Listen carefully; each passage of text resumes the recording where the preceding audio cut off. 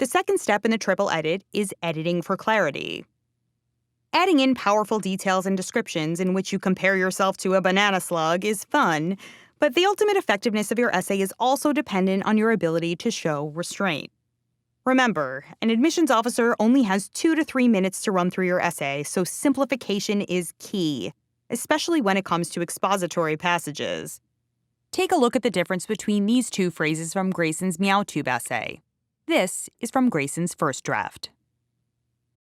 Over time, I have realized that while the internet, and social media in particular, can foster a false sense of camaraderie between acquaintances, it can also be a means of forging meaningful new relationships. And now let's take a look at the final version of this sentence. While it is true that social media can isolate us from the world, it can also bring us together in meaningful and constructive ways. It closes a hole and brings us all under the same hot tin roof. The first attempt feels a bit clunky and requires a little time for digestion. The second line is quicker, clearer, and generally more effective. Scour your essay for clunky descriptions and explanations that may not make sense to a reader encountering your story for the first time. What details can you add or tweak to get your message across? Editing for clarity is also about cutting the fat. Up until we asked you to snip away during the story sculpting phase of the process, our directive has been write, write, write. Never stop writing. More is more.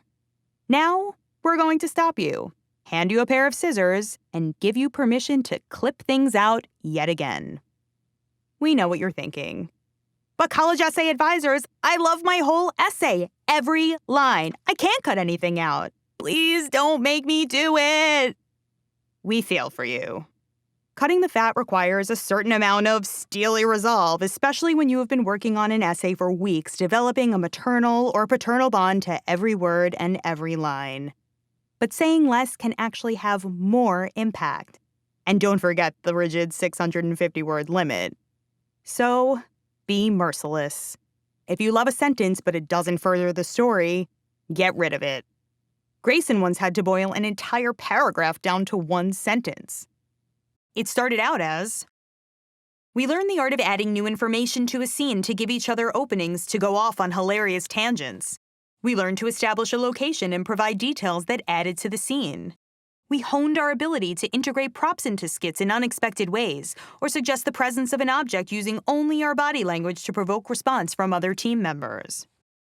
And that turned into, We learned to accept and adapt to each other's suggestions, while also adding our own ideas to the communal comedy fishbowl. Every word that appears on the page should be specific, memorable, and deliberate. While 650 words may feel like a lot when the page is blank, you may have realized that it is actually a very small space in which to tell even a modest-sized story. You may also have noticed when editing for intrigue that adding specific, colorful words can actually eliminate longer, blander phrases.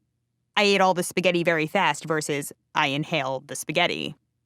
You will likely need every one of the words allotted to you to get your point across, so use them creatively, economically, and with intention.